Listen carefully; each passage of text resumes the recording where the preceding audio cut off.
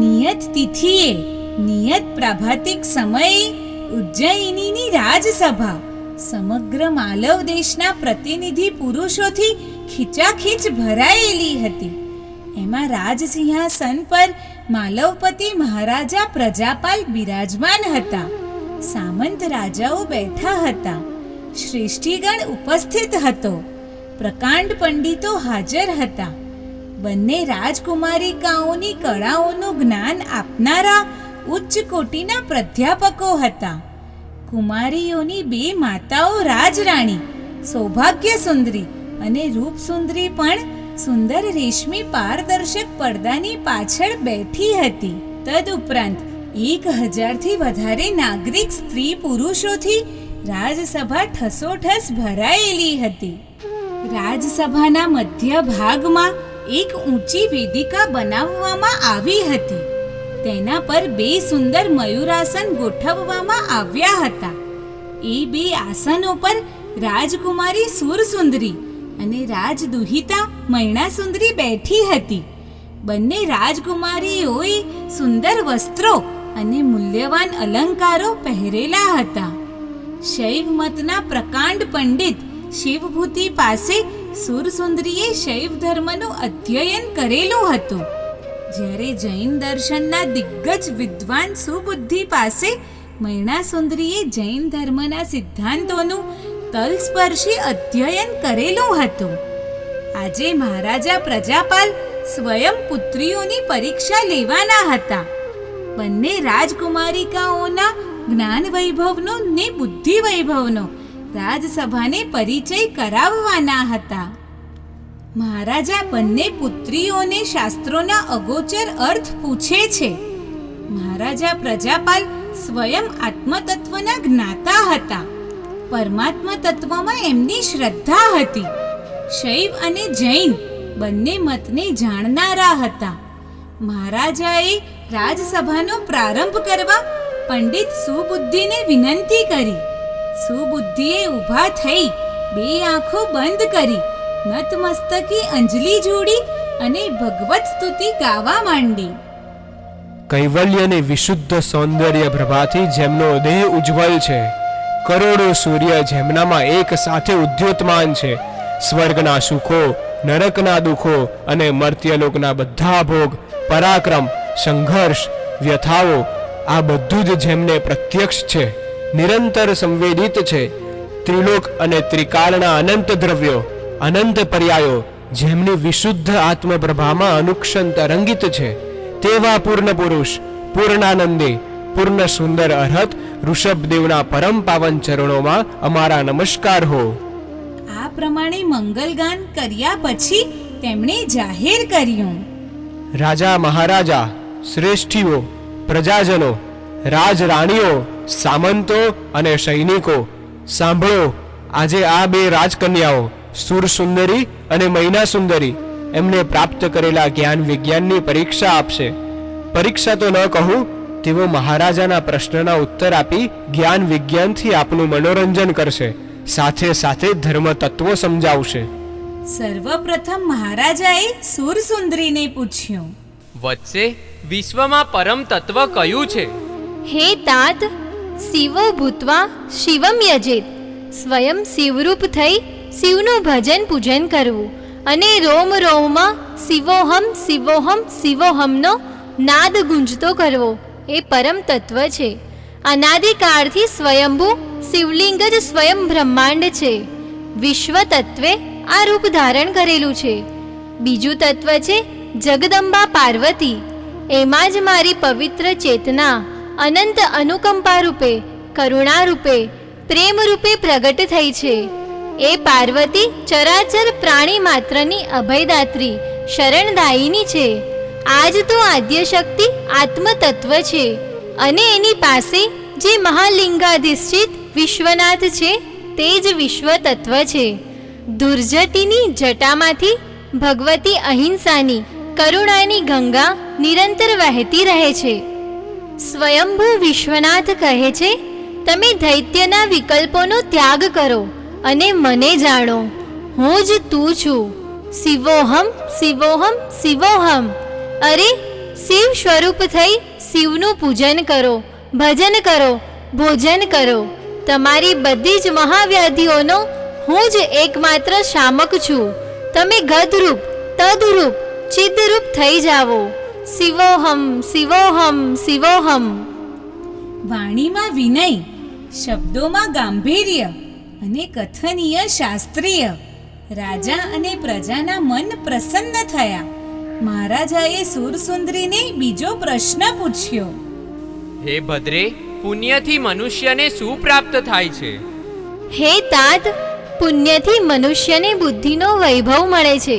તેને સુંદર સશક્ત શરીર મળે છે, મનોરમ રૂપ સંપદા મળે છે, મદમસ્ત યૌવન પ્રાપ્ત થાય છે, મનગમતો પ્રિયતમ મળે છે અને અપાર ધન સંપત્તિ મળે છે.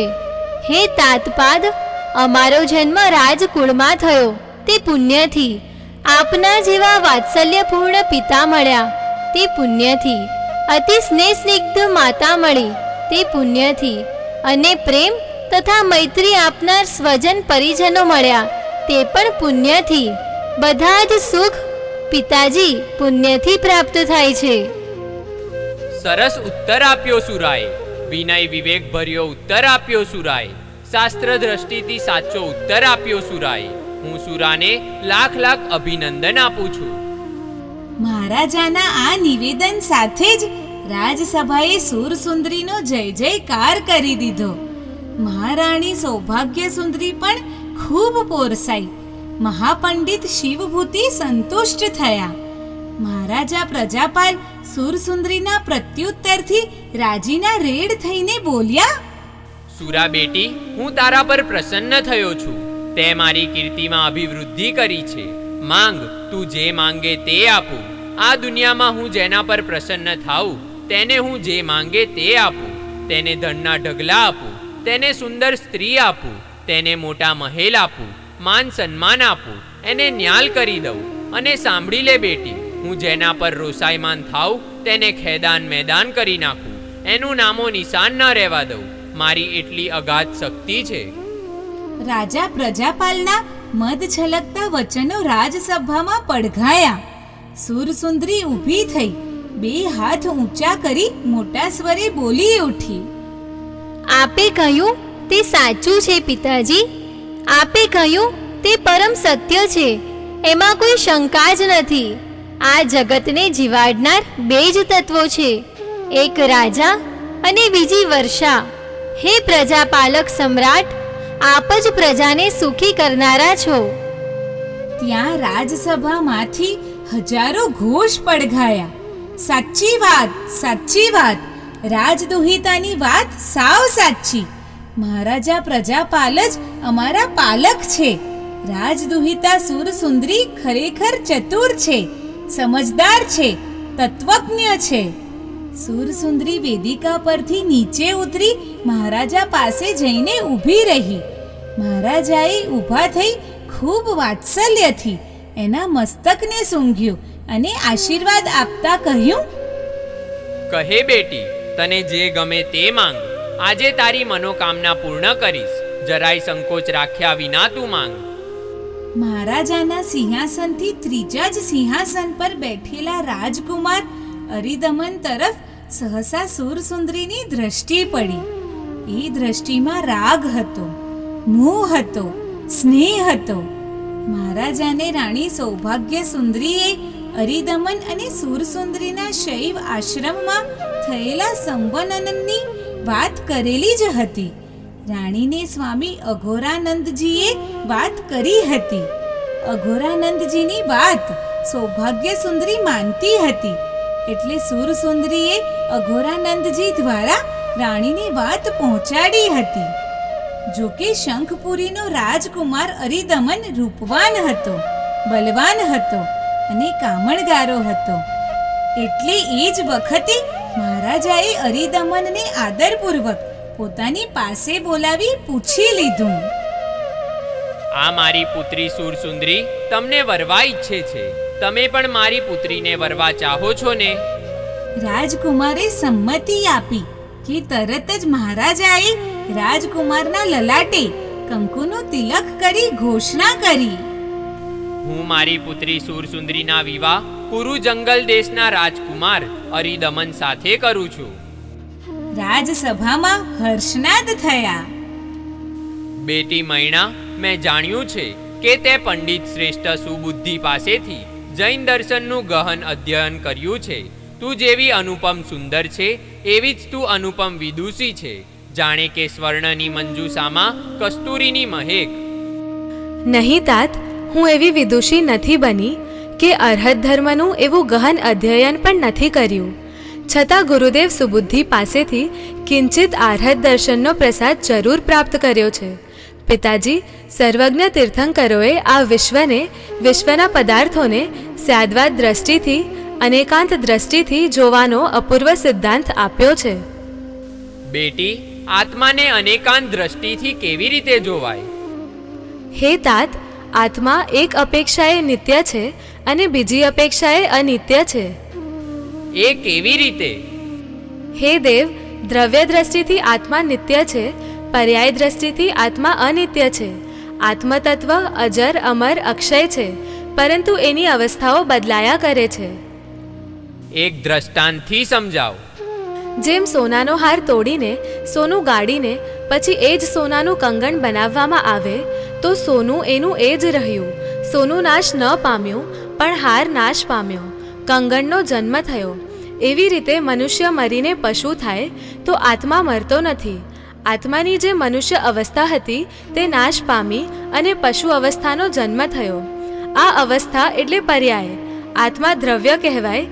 મનુષ્યપણું, પશુ પક્ષીપણું, દેવપણું, નારકપણું આ બધા પર્યાય કહેવાય.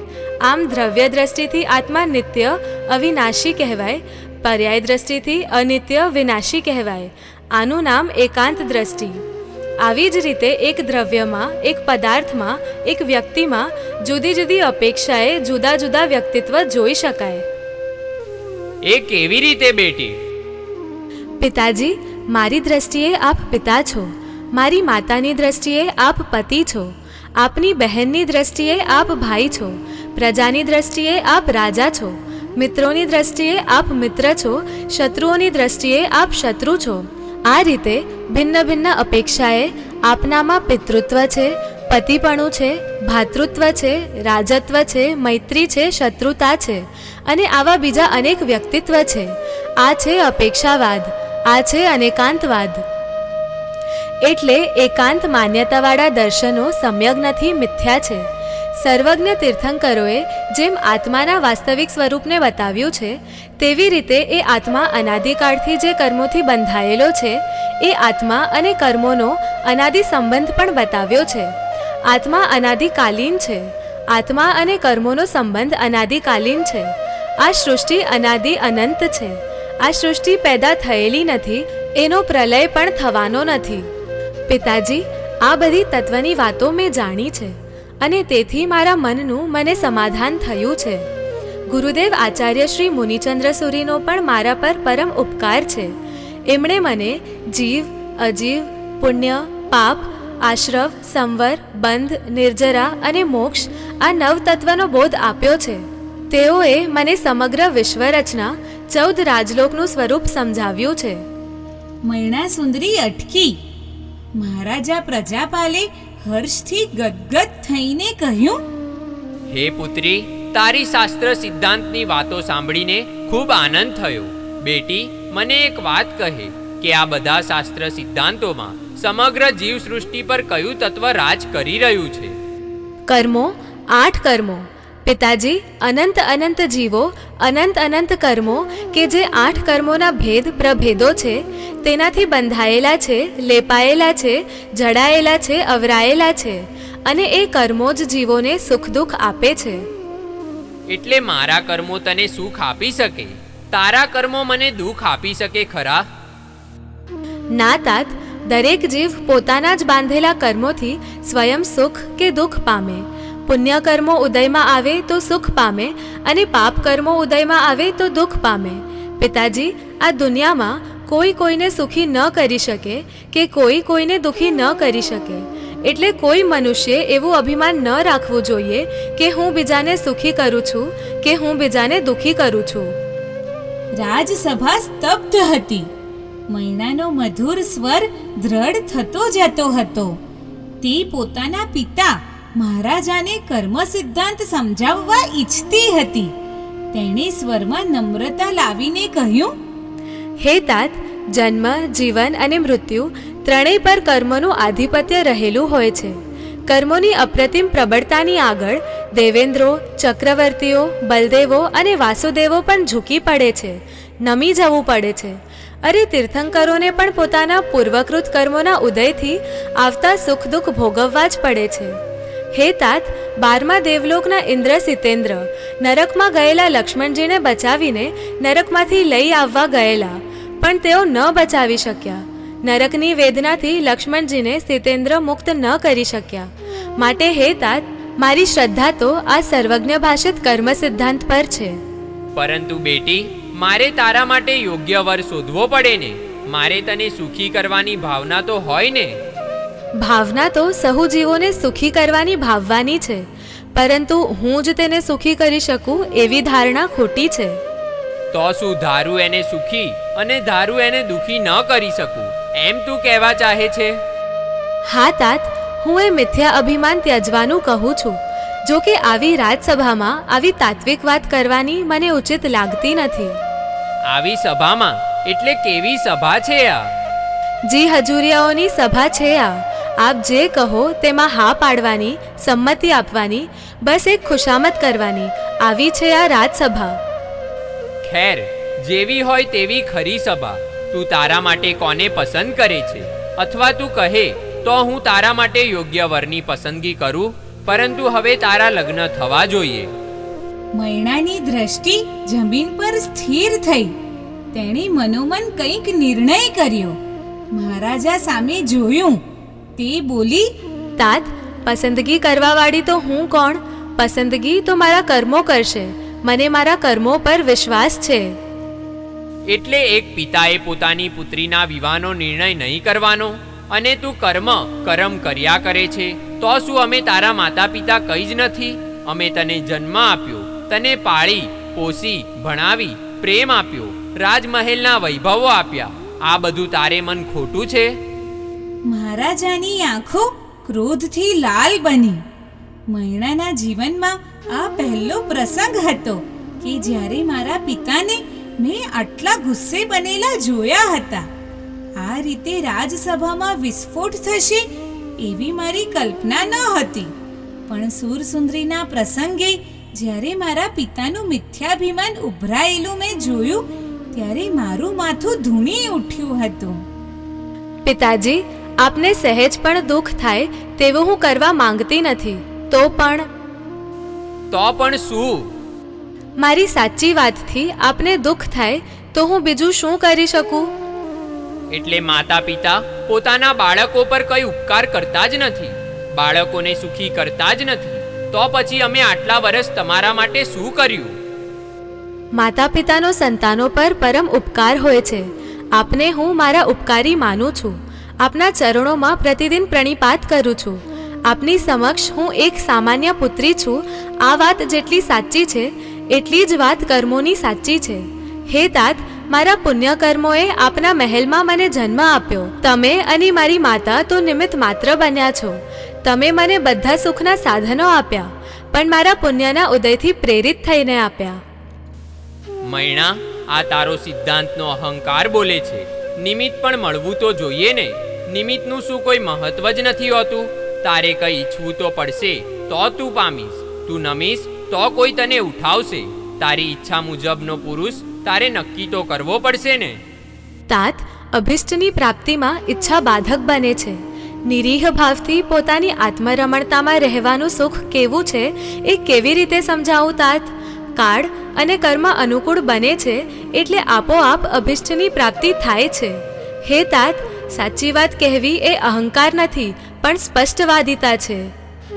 ના મૈણા, તારું આ સર્વનાશી અભિમાન છે.